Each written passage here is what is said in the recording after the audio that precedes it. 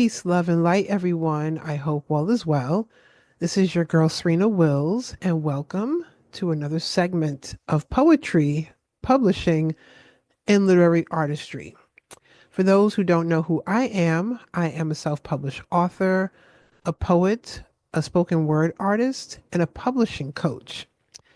And today's segment, I'm kind of chuckling at the picture. We're going to talk about how to handle distractions. Whether you are at an event, you could be doing an author talk, you could be doing a poetry reading, performing where the attention is towards the stage. And sometimes we may have events in places, public places, where it might be some distractions. Okay, it might not be totally quiet. So sometimes we just can't help where we are. I have done book signings inside of art centers, public libraries. I've done them outside. Okay. I've done author talks as well, and poetry readings. So I've gone to open mics. I've gone to where I'm the featured poet, and it could be at a coffee house as well, book festivals, and there might be a lot of noise around you. Now we cannot control the public noise, especially, for example, if you are at a book festival. There was a book festival once where the author talking the panel was inside a tent, which was really nice. You came inside, you had the chairs, and everything, but then you have everything that's going on outside the tent. Okay, so we can't control that. This is where you have to really find your inner place of peace. Just focusing on, I'm here to talk, I'm here to answer questions. But there might be people right there within that space. So if you're within a tent, for example, at a book festival, or you're in a room at a public library, or you're at an open mic, and people who quietly might talk amongst themselves is one thing, but we're talking really loud distractions. How do you handle them? What do you do?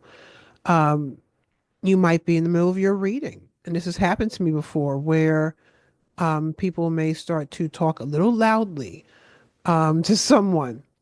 Are you going to stop, or are you going to keep going? Um, so what you can do is, if you're performing, if you're reading within a space uh, where you have some control, you can try to set some ground rules. If there's a moderator there it might be a panel discussion. Again, it might be an author talk at an event. They may set the ground rules for you and say, hey, while the author is talking or the person speaking or what have you, let's please try to silence our phones or just put them on vibrate. Let's try to, if you have to talk, please go out in the hallway or go outside, go out of the tent. For example, if I was at the book festival, if you have to take a call, so we can really give our presenter, just respect on the mic. So here's a few ideas. I ask that while I'm talking, I'm reading my poetry, if I'm performing, to please respect the mic. That's actually a term that we say, please respect the mic. If you need to take that call, please, go outside or whatever. This is mainly from a feature. If it's an open mic, um, and it might be a little too loud, you're noticing that it's just too loud before you start speaking. You might just tap the mic a little bit, and that gets people's attention. Please respect the space as well for other authors, artists, and poets. So you can say things to set the tone. If you don't have a host, you can do this for yourself. If you're in a noisy environment, like I said, a coffee shop, I have performed multiple times in coffee shops, inside and outside. There was actually a couple of times, well, actually a few times in Dallas, Texas, where I once lived. It's a whole other story. Um, Lived there for 3.5 years. Shout out to my friends and fam in Dallas. And when you're outside, you really can't control stuff. We got cars pulling up in the parking lot, for example. But when we're inside, this is where you have to find that quiet space within you. Whether you're outside, inside, you may need to talk louder. Also set the tone again if there's no host. We can't control the cars pulling up in the parking lot, right? That's alongside of us while we're performing. But we have the people that's in front of us. This is our audience.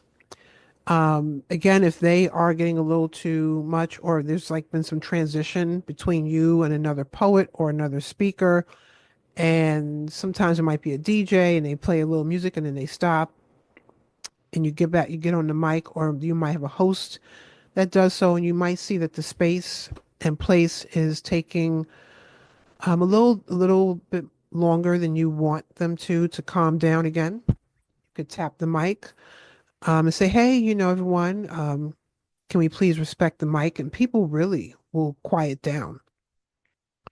You want to get into your zone, um, because we can't control other people. We can't control outside noises, or even inside noises as well sometimes. Once you're there, not only will you know, but so will the audience. So after some time, depending on where you are, what the event is, the audience will know, all right, it's time to settle down. Or you might have that one person or a couple of people that have their children with them and they're young children, and they're getting a little loud. Sometimes other people might look, I'm chuckling because I was just watching another content creator earlier that did a show. His name is Scott Evans. I love him. And he was talking about being on a plane and the child kicking the back of your seat, um, or the screaming. And sometimes it's a look. Um, but sometimes we have to persevere and plow through. All right. I've been midway through a poem one time and a car alarm was going off, just suddenly went off. And depending on how far the car alarm is, you can keep going. Um, but sometimes you may have to stop. It may be to a point where it's like, okay, I have to stop and start over. And people in the audience will support that. They will do some snaps for you. They will say, yes, poet. Okay, poet. We got you, poet. Sometimes you may have to start if the distraction is so much, or you just start where you stopped at and then keep going. So you will know you have to start to feel, okay, what's best for me right now. If you're on a panel, for example, and there's other authors, you only have a certain amount of time. You may not be able to start all over again, right? So you just literally start where you had to stop and have that, what I call divine timeout, and then pick back up where you left off. So it's a unique dance. Handling distractions is very unique. But after a while, the key thing is finding that inner quiet in you, whether you have to do a prayer, a meditation, and set the tone within yourself. And then once you do that, it's easier to set the tone with others. All right, so I hope that helped people as you're getting out there. The weather's getting warmer. We're in what I call festival season. So there's more people outside, going outside, and you might be invited to do speaking events, engagements, author talks. You might be a visual artist, and you're invited to do a talk on your paintings, and you're in a gallery. This is for anyone who might have trouble handling distractions or have never dealt with this before, and really realizing, okay, I can persevere, I can get through this, and I'm not going to be able to control the space at all times. And how do I gently plow through? Because you can and you will. I have done it multiple times. And if anything, people are like, wow, you got through that poem, you got through that. Yes, with the car alarm going. Okay. the barista, shouting, and even the baristas at a coffee shop may know, okay, we got to quiet it down or say the names more quietly with the orders. So the tone will be set. You will be fine. And this might just be something that after a couple of tries, hey, you know what? I can handle these distractions just fine. All right, so that is my time for today. If you would love to learn more about this is a part of a workshop that I teach where I talk about performance tips and how to get ready for events. You could check me out on serenawills.com, SerenaWills.com, where you can see what workshops I have coming up, both virtual and in person. You could also go there and check out my poetry books that I have as well. I am on social media platforms under my stage and poet name Divine Wright, DivineWryte. That's also the name of my health and wellness coaching practice. So you might see another Divine Wright come up in his Divine Wright Wellness. That is also me. That's my health and wellness coaching practice. So good luck handling those distractions. You can do it. Don't overthink. Don't say, oh, I don't know if I want to do this event because it's going to be outside. It's going to be a lot of people. No, you want that. You want to get out there.